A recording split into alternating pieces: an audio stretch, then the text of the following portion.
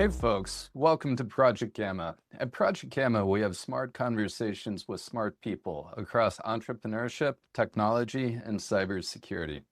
My name is Warner Moore, and I'm a technologist and security leader who helped build multiple business-to-business software as a service companies who's passionate about modern cybersecurity practices. I'm also the founder of Gamma Force. At Gamma Force, we help tech and health tech companies with cybersecurity strategy by acting as their fractional security organization. Entrepreneur by passion and engineer by training, Michael Supeck co-founded several tech companies and then founded an angel collective. Michael's now serving as managing director of Ohio Angel Collective. Thanks for being here, Michael.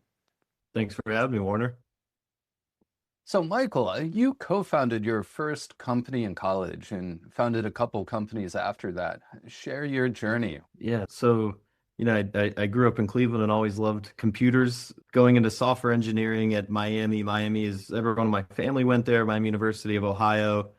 And with my love for computers, I think software engineering was the one for me. Although I always thought entrepreneurially, I did at that time lean, towards the tech. So I went for software engineering, great school, great engineering program. And I had a friend that called me who had transferred from Arizona State, and he is a longtime family friend and said, "Hey, I have this idea. I won a couple of pitch competitions at Arizona State, but I just transferred to Miami. Miami's student-led venture capital firm, Red Hawk Ventures, wants to fund it, but I need a technical co-founder, and I know you're a software engineer." And so I said I didn't know much about startups, much about venture at all. And he said, "Do you want to jump on this bandwagon with me?" And I said, "Sure." He said, "Okay, well, we have about, a week before we have to do our final pitch to Red Hawk Ventures." So, we spent day in, day out studying it and getting ready for that. It was a virtual business card, like a Popple or a Link that you see now, those types of solutions. But we leaned really heavy into a lot of APIs and API access of the social media applications, which at the time were wide open. And I remember during our final pitch, they asked me, "What happens if they limit some of this access on the APIs?" And my answer was, "They won't. There's no way." And then 6 months later, maybe a year later, the Cambridge Analytica scandal happened. And overnight, they did, in fact, shut down and restrict a lot of that access. So it was an awesome experience for about 2 years. We raised some capital. We launched the product into market, and I learned a ton because it was a world completely unfamiliar to me, and it was scratched my entrepreneurial itch. So after I graduated, I did software consulting for about 6 months, and during that time, it was very apparent to me that focusing on the business side and building something myself was something that I wanted to do. As I was always looking at, my fellow software engineers that were on my team, the other developers, and I was making comments about the business and business decisions that were being made and the way that we were, constructing some of the engagements with the clients. And I remember one day a good friend of mine, he looked over at me and said, "Why do you care about this? Like, get back to coding." And I think right when he said that, it kind of clicked in my brain, like, "Oh man, I don't know if I want to, do this forever." So after probably being very annoying to my manager and walking into his office every day and saying, "I need more. I want to be in front of clients. I want more responsibility," he finally said, "Hey, you should really consider doing something else." And he meant that in the nicest way possible. He was an awesome guy. So I networked like crazy. I met a medical physicist, which I didn't know existed. He ran a physics consulting firm. He had an internal process tool that he used to calibrate radiology machines. I had no clue anything about that. And he said, "I think I could take this to market, but it would take a huge investment, probably a couple $1 million." And I said, "Oh, I'll go raise that for us and we'll co-found this company together." And he was like, "What's venture capital and who are you?" I met him at a networking event. I was 21, maybe 22 at the time. I ended up, kind of blowing him up via email, sending him a bunch of pitch decks unsolicited and business plans and saying like, "Hey, you should really give me a chance." So I basically convinced him to pay my rent for a period of time and allow me to go out and see if I could put together some capital for us to chase the dream. There were some very, very kind individuals at Rev One, namely Bethany George and Melinda Gloriosa and Ryan Helon and Parker McDonald. And there was a whole Great host of folks. people there that They were some of the only people to not laugh me off the phone call because I had so little clue what I was doing. They coached me for a while and ultimately led to Rev One leading the round. Tamarind Wow. Hill and some other Ohio-based investors came in. It was an amazing experience. So me and Brian Murray, my co-founder, we built that company together and had a great time doing it. I ultimately got to the point where I wanted to kind of take on the 0 to 1 journey again after about 3 years. I met a few folks that were building semi-autonomous ultrasound machines, Aaron Crooks and Jeffrey Toady. Joined forces with them and had a bunch more great experience doing that and getting non-dilutive capital and SBIRs Hmm. and the I-Corps program. I did a clinical immersion at Orlando Health. But ultimately, all that led to a conversation I had with a gentleman named Will Zell, founder of Asset Watch. He asked me, "What do you like to do? And all this experience you have, what do you like to do?" I said, "I love to fundraise." And he said, "You're nuts. You like to fundraise. It's usually the bane of most founders' existence." But for some reason, it just made sense to me and it was fun. And I actually enjoyed the process. So he said, you should be on the capital side. And I said, I'm a software engineer. I have no finance background. I've raised a lot of venture, but I don't know much about it being on the capital side. And he kind of jokingly said, looks like you got to build your own then. And he then, after a few more meetings, presented me with an idea he had for a free to join angel syndicate. But after just a few months of kind of building that as a side project, it became apparent that it was time to work on it full time. So I've been doing that for the last 3 years. We've since built a larger venture firm around it called Vessel. And it's been an amazing journey with a lot of great people, from my teammates to the founders we work with and the members of the OAC and all the ecosystem partners as well. So it's been fun. Hmm. What a great story. Thanks for sharing. Few things really stand out to me that I want to just acknowledge real quick, and certainly like an amazing opportunity having that in college, because that learning experience of being a co-founder and getting some early capital and all the learning there is just huge. But what really stands out to me is just your tenacity of putting the work in, doing the work, and not giving up. And I run into so many folks in rooms like you described where everyone's so entitled and doesn't want to do the work, do the work, get the results, right? This is a difficult thing. Everything we're talking about, doing the work isn't a guarantee to have the outcome you want, but you sure as heck won't get there without doing the work. So I love that. And I want to come back to how you were trained as an engineer, but wanting to know why on the business side. Frankly, I cringe a little bit because I think all of us as professional specialists, areas of deep expertise, be it engineering or cybersecurity or business, I think that it's so important to know why, like have context for what we're doing. In fact, like those are most of the conversations I have with my team lately, and they might want to go deep into a cybersecurity problem, but I'm like, whoa, why? Let's contextualize problem and then decide how to solve it. So I think that's so important, but that pushed you out of engineering. So, but you discovered you liked the business side more. So let's talk about that. I think that I thought about this a lot in hindsight because I do really enjoy sort of the logic puzzle that is engineering. When I took discrete math when I was in college, it was basically a course on logic puzzles, and like that's fun to me. In business, you have a lot of that too. I think my lean towards entrepreneurship and business is that it married the two ideas, with those two ideas being one, sort of that logic systems based thinking, and two, the people. I have a deep desire to be around lots of people, to get to know lots of people, to hear their stories. I find there's a word called sonder that kind of sums up to the idea that everyone has a life just as complex as your own. And that idea is like one of my driving forces in life.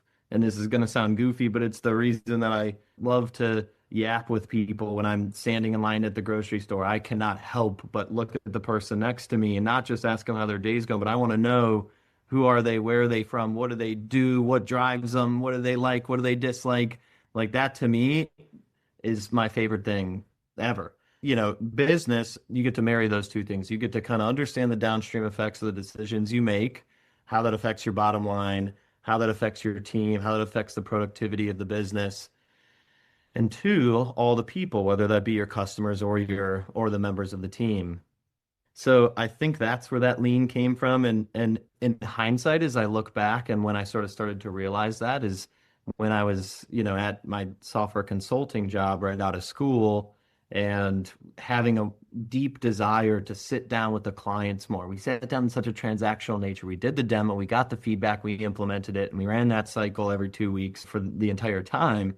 And that was fun, but I wanted to go to dinner with the client and sit down and really understand, like, okay, I understand that you want the UI to look like this, and this is the data that goes in, and this is the output that you want. But why? What's going on in your business?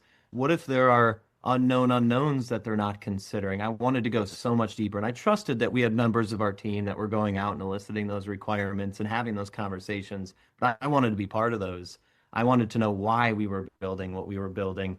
And that always, sort of comes back around to a bit of first principles thinking, which my partner Will Zell, he hounds on constantly. If you know Will, you know that he is a very much so a first principles thinker, and he's taught me a lot about that. And it's just breaking it down, almost like a child asking why a million times in a row. That is what I find myself doing constantly. I want to get down to the foundation, and I want to understand really all the way down, because that there's so many layers to most issues that once you start to break them down, you might realize like, oh wait, we're starting to stack some incorrect assumptions, and a game of telephone almost starts to happen up the layers where the decision that you're making at the top that seems so logical on the surface really isn't the right one when you break it down to really what is the need that we're trying to address at the foundation. Yeah, I love what you say about people there. If it resonates with me, I've approached life that way. I like understanding people, hearing their story, and everyone has their own unique story, right? All my life. And I've had friends over the years that just didn't get it. And there are a lot of people who have no interest in other people's stories, but a lot of what I do and have done, it's because I like people. I genuinely like people, so that really resonates with me. What I do want to talk a little bit more is systems thinking, and we're talking about business and entrepreneurship and going from technology or engineering to that. And for me, I'm a technologist, but I find business really interesting, in part because people and humans are one of the more complicated things in our world, and business is something that's a complex system where we have limited control of the inputs and outputs. So good luck with that, right? Resilience is important. So how does system thinking come up with the work you do? So with the work that we do now, it's at a surface level, it is simple. You find great companies and you find great investors, and we bring those deals to our investors and allow our investors to invest in those deals. But as you start to break that down, it becomes much more, especially with the problem that we're, specific to what we're doing now, especially with the problem that we're trying to solve, which is there are a massive amount of accredited investors, folks who are eligible according to the SEC to invest in startup companies. So in There's over Ohio, 27 million millionaires in the United States. And that's I that's a conversation I have with a lot of entrepreneurs, but if we step back and think about that and how it affects markets, things we do, it's nuts, right? There's a reason why lounges at airports are getting crowded. It's because of things like that. But please. for sure, without a doubt. And a lot of those folks, made their wealth building something. And it's not just about there's 100 different things I want to say on this topic, but there's just as much as we want to encourage those folks to invest in the next generation of innovation. We also want them to, we don't just want them to invest their dollars, but their experience as well, their knowledge, their mentorship, their expertise, what they've learned about their industry, what they've learned about building a business and the difficulties that, that entails. So that's a really special thing. And so going back to your initial question around, how does systems thinking apply to business? For what we do now, it's just it's a cascading effect of when you really start to pick apart some of the deals that we work on. There needs to be co-investors in the round. We only write a portion of the check into the round. Who are the rest of those investors? Well, there's only so many firms in Ohio that invest in these companies, and they all have different theses. So once we sort of tap the network in Ohio, are there ones in other states? Well, how do we attract more capital to Ohio? How do we grow the angel collective? How do we educate our members? How do we educate founders? We do about a deal a month, but so that's 12 deals a year. But what about the other hundreds of companies, hundreds of great founders that are really building something?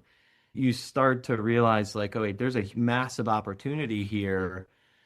There's members of our team that probably get annoyed with me as I can't control sort of the vision that when we attack a small problem, I can't help but think about the system as a whole and the cascading effect that a decision has across the entire business.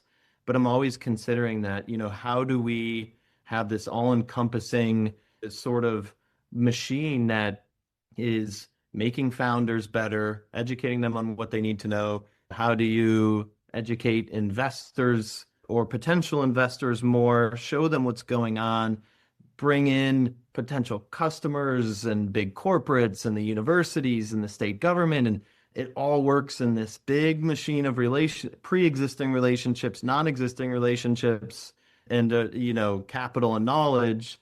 It becomes really interesting. That systems thinking has helped me a lot in sort of breaking it down. Like, okay, I have this innate desire to think a little bit bigger than I need to most of the time. But when I start breaking them down into components and saying like, okay, every component has an effect on another component, but do I really need to leave this box right now? Is that kind of a good use of my priority of time? But it's become fun to do that because we've started to, it's thinking in that system and always considering the system as a whole. It's allowed us to make very iterative progress over time in each of the categories, introducing new angel investors to the ecosystem, building relationships with other co-investors, matching OAC members that have a ton of experience in a certain industry with founders that are either ready to take on capital or might need a little bit of mentorship and advisory before they're ready to take on capital. And that to us is our part in pushing the innovation economy of Ohio forward, which we all care a lot about. Everyone on the team is born in Ohio, has raised capital in Ohio, is built in Ohio, and we believe we have a lot of the ingredients necessary to really make something special here. I want to talk a bit more about the entrepreneurial ecosystem here, but first I want to come back to systems thinking because everything you're talking about is so important for scalability as an entrepreneur, as a technologist. I think the more common experience and skill set, folks are less inclined to do that, but it is sales in particular, right? But we still need a system in sales if we're going to scale a company, right? We often talk about and think about that as technologists. And something that hit me recently is the prototypical software engineer archetype, and the person's analytical, detail-oriented, focused on problem solving. And that's a really valuable skill set. But if we have somebody with 10, 20 years of experience with that skill set and engagement model, that approach to applying oneself is less congruent to the approach needed to using GenAI to code. And to me, like using GenAI to code, of course, need the experience to apply it and make it most impactful, but that's really more of a systems thinking type of skill set. And I think we're part of the friction we're seeing in some professional circles is the archetype that was necessary to get to where they are now is not necessarily the approach that's needed to make the impact with the new tools, which is a challenge. Like if we're a CTO, we need to think about that. How do we empower our team to be most effective with the problems we need to solve now? And you as a systems thinker thinking about business problems, what are your thoughts about that and using GenAI to code and systems thinking? So I'll start off by saying that we have been considering this very heavily for two reasons, within our business, within the Ohio Angel Collective and our broader venture firm Vessel. One, because there's a massive opportunity to use it for internal process optimization. But two, in considering the investments that we make, how is software truly becoming commoditized? I mean, where we're at right now, did we really think we were going to be here a year ago? I remember a debate that we had amongst a bunch of venture capitalists about a year ago. We were wondering if the LLMs were ever going to allow, users to build on the application layer, like truly, kind of generatively build on the application layer. And there was a bunch of people at the table who were like, we're so far away from that. That'll never happen.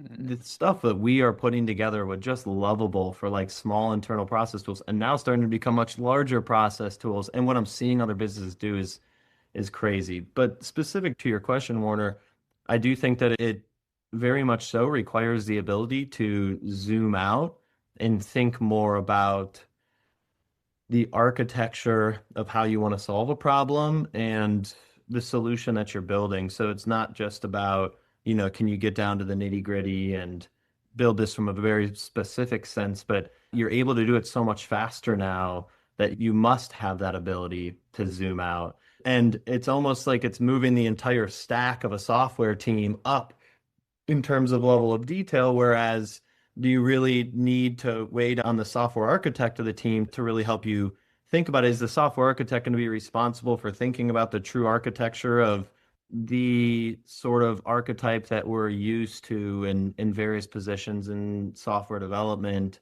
is changing rapidly? And do you see that, Warner, in your work and in the way that you're building teams now? So what did you look for in terms of ideal traits 5 years ago versus today? What are those biggest differences in the folks that you look for to be on your team? Yeah, I mean, what brought that to mind is I've been, working with the team and applying these technologies since they came out and before that in different forms as well. So doing R&D pretty early. And I've also been talking a lot with folks such as yourself, people who are applying these technologies and using them to solve big problems. And where I've seen the most impact is CTOs who are taking these tools and CTOs who are technical, not just somebody who has a fancy title, and the problems they're solving with these tools. It's just so impressive, similar to what you're talking about. A year ago, well, it's changed a lot in a year.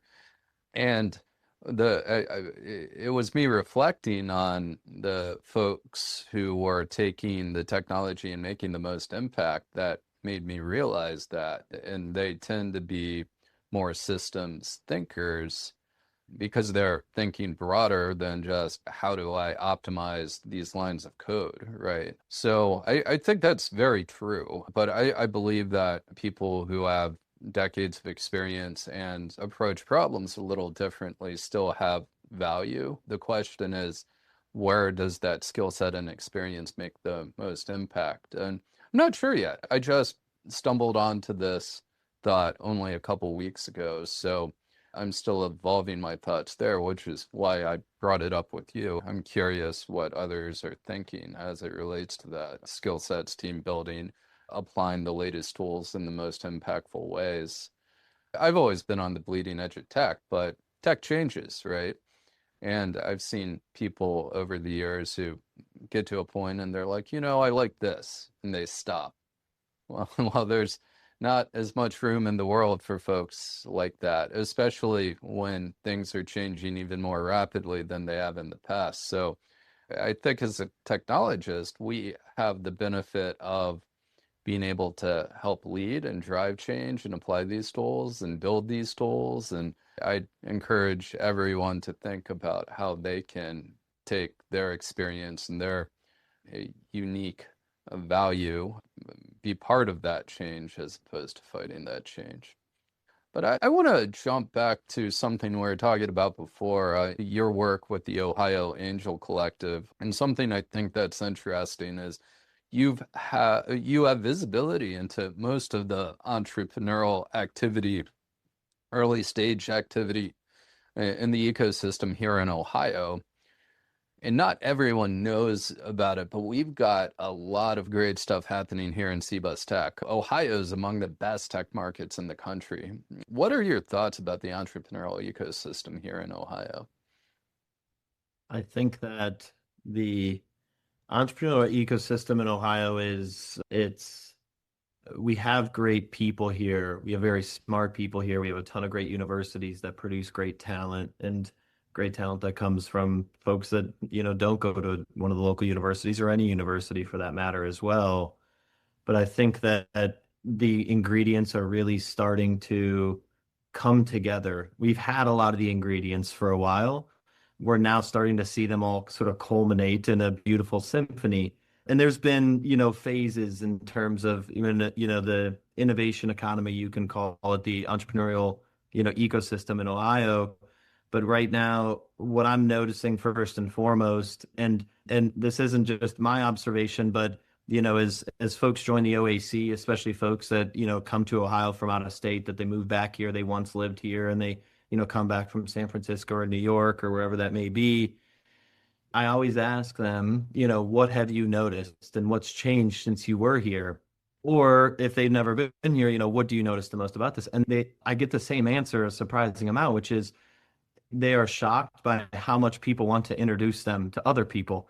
It's a very simple way of stating it, but I think that shows the amount of hunger that people have for not just the thing that they're doing, not just acting in a self-serving manner and a selfish manner, but more so that people understand that every cliche that you can, name about, the rising tide lifts all boats and all those types of things, people really do believe that here, and they want to see it. They want to see more capital be attracted here. They want to see this be a great place to build a business, which I believe that it is right now. And what we're really seeing over the course of the last 6 months or so, especially, we've been calling it internally like a renaissance of deals. Not to say that they weren't good before, they were great before, but we're starting to become overloaded with deals. We're like, whoa, that company's being built here. That founder is staying here. And I think that's another big thing, is that Ohio has historically had a lot of great investors, whether they be angel investors or institutional firms. But those firms and those angel investors only have so much capital. They can't fund every company. So I think that what was being overlooked in Ohio was an exodus of founders that were, going elsewhere and going to the coast to find capital. And if they do that, they're most likely not going to come back. They're not going to go raise their pre-seed round or their seed round on the coast and come back for their Series A and then build here from then on. Most likely not. So what I'm now seeing, though, is as the existing funds continue to raise more capital, as new funds continue to pop up, as more angel investors get involved in the ecosystem, and as additional support organizations like incubators and accelerators and different entrepreneurial support orgs, as that all happens, founders are staying here more often. And we're starting to see the quality of company increase, the magnitude, so the volume of those companies increase. And I'm really starting to see more interest. There's a number of firms that we invest alongside of in New York City, for example.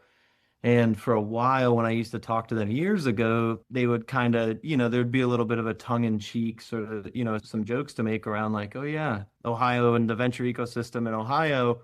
But we're seeing it more and more that those people are reaching out over the last year, especially sort of saying like, hey, what's going on over there? Like, we know there's stuff happening. It's becoming apparent. Can we do deal flow sharing sessions? Can we see what you have in your pipeline? Who are the best companies that we could look at? And we're starting to get those eyes on us. So I'm really excited about what's happening, and I'm also starting to see another piece. I'm starting to see a lot of successfully exited founders understand that this wave is growing as well, and they're starting to recycle their knowledge and expertise back into the ecosystem, not just their capital. And same with angel investors, individuals that are investing in these startups. Even if something doesn't immediately benefit you, you're building an ecosystem that you then get to build in moving forward.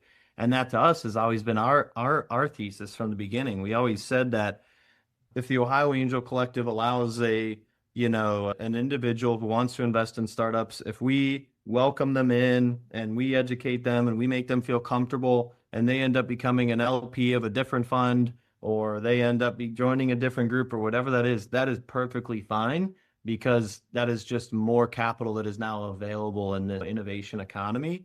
The rising tide lifts all the boats. We're building an ecosystem that then we get to build in forever. So I think for the first time, for me at least, in my experience, I'm now seeing a momentum that I think is going to carry us really far. I don't think that this is the cyclical nature that we've seen for a while. I think that's starting to fade, and we're really starting to see linear growth, and that hopefully that linear turns to a little more exponential growth in the future.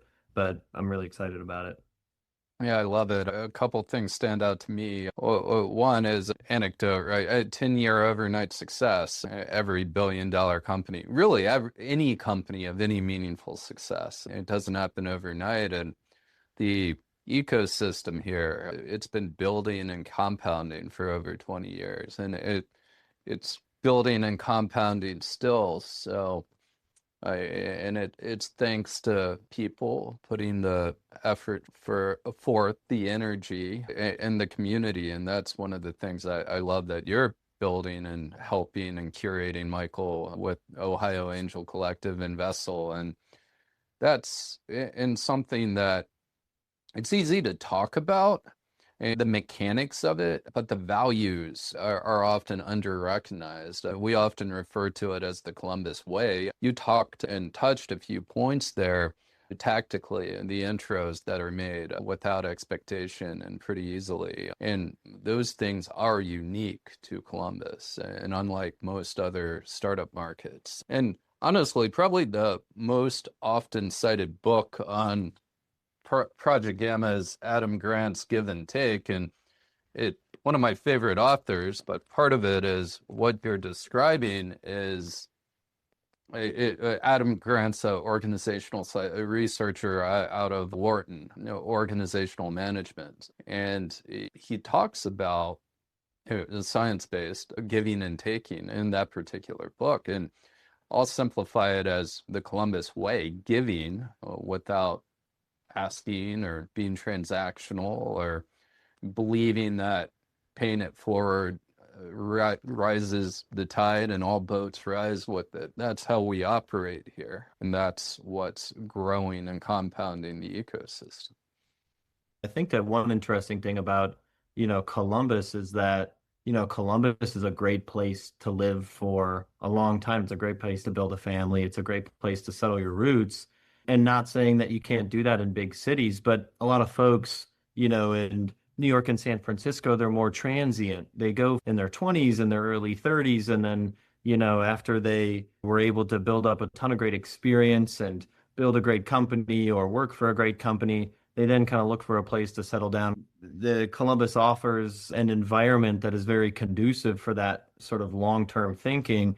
And that's, I think, one of the ingredients that leads to people wanting to contribute to sort of the environment or the ecosystem as a whole, rather than treating it as I'm going to get in, I'm going to transact, I'm going to extract my value, and I'm going to get out.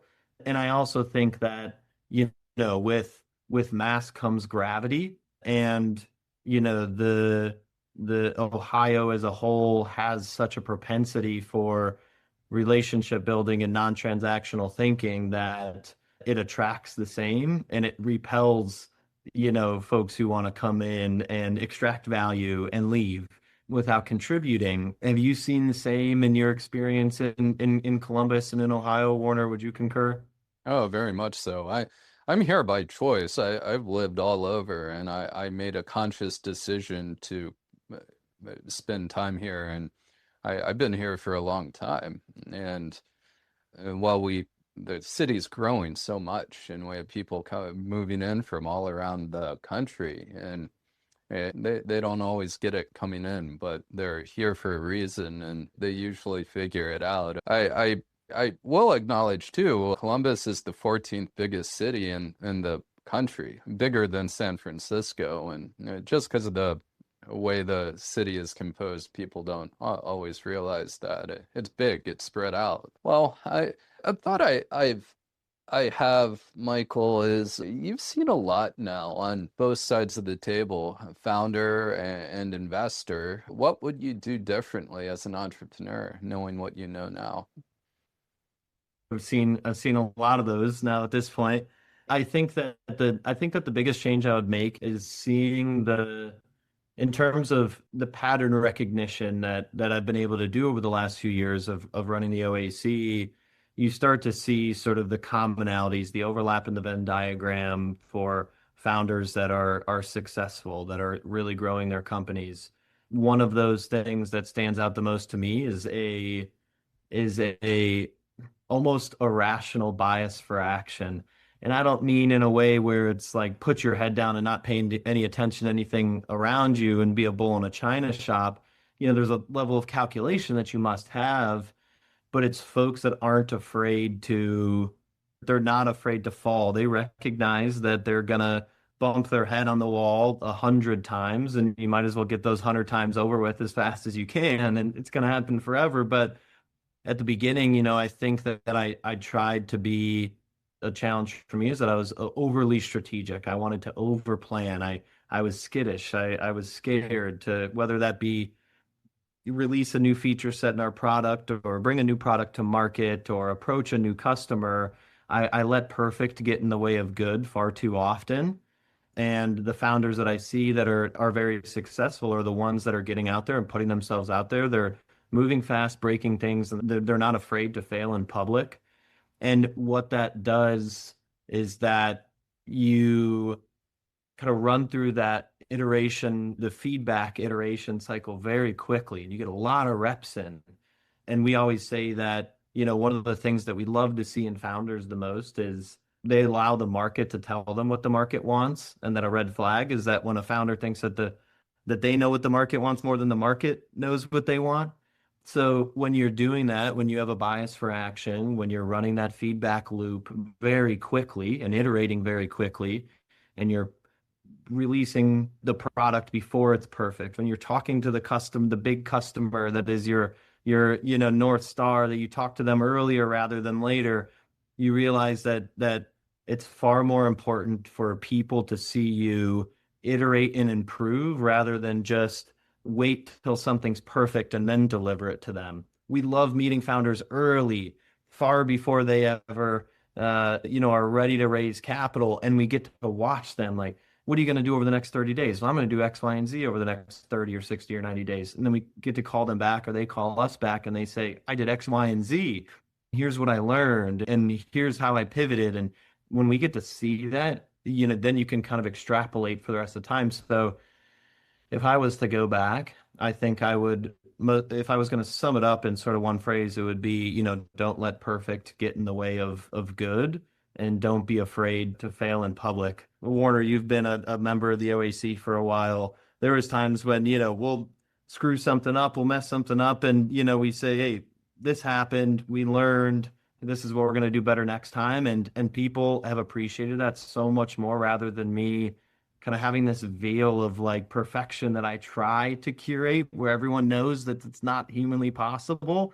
But, I think prior, as I was building companies prior in my career, I would try to do that rather than be more human and let people see that human side of I'm doing my best and I'm learning, but I'm learning quickly and I'm iterating quickly and I'm going to get better quickly. And that's going to continue to happen forever. So that'd be the biggest thing I would apply if I was to do it again. Complex system where we don't control the inputs and outputs. Got to create luck. And that iteration, that bias for action, it's how luck is created. Well, thanks so much for being here, Michael. Do you have any closing thoughts or books or anything you'd like to share with our audience? Ooh, books. I'd say that one of the biggest books that made a difference for me is a book called The Compound Effect. The reading the Spark Notes is probably the most efficient way to do it because there's just a few big takeaways from that, and that, is, how much your actions, these really, really tiny decisions you make, how much those compound over time and how much of a difference those can make over time. Another is the Naval or the Almanac of Naval Ravikant. It is amazing. He talks about money and the psychology of it and not doing things as a means to an end and how to use money as a tool, and covers all these amazing sort of topics in and around that. Those are two that I really like. And Startup Communities by Brad Feld, around how to build a successful startup community. But what I really like is that he uses an example, the community that was built in Boulder, Colorado. He kind of tells the story of how that came to be. So that was awesome. And lastly, I'd say that, if you're a founder building something in Ohio, regardless of your stage or industry, I would love to meet you. I would love to help how I can, even if it's a deal that doesn't necessarily fit our thesis and what we would invest in. I will always do my best to get you connected to the right folks and try to move the needle for you. And for anyone that wants to join the OAC as a member to see what's going on in Ohio and see the deals that are occurring, anyone can feel free to reach out to me. We're always welcoming new people on both sides of the table. How would you like people to reach out to you, Michael? They can either we have forms on our website, two forms, one on ohioangelcollective.com. We have a tab on there that says pitch for founders that have an idea that they want to pitch, or for members, there's a join or join us tab on our website to fill that out. And, we could schedule a call and talk about joining as a member of the OAC. It's completely free to join. And that's been our thesis from the beginning, and it'll always stay that way. So either one of those two work, or reach out to me on LinkedIn, is always an option as well. Great. I'll make sure links for that are on the episode. Well, thank you all for listening to Project Gamma presented by GammaForce.io. If you've enjoyed this podcast, check us out on your favorite podcast platform to catch future episodes.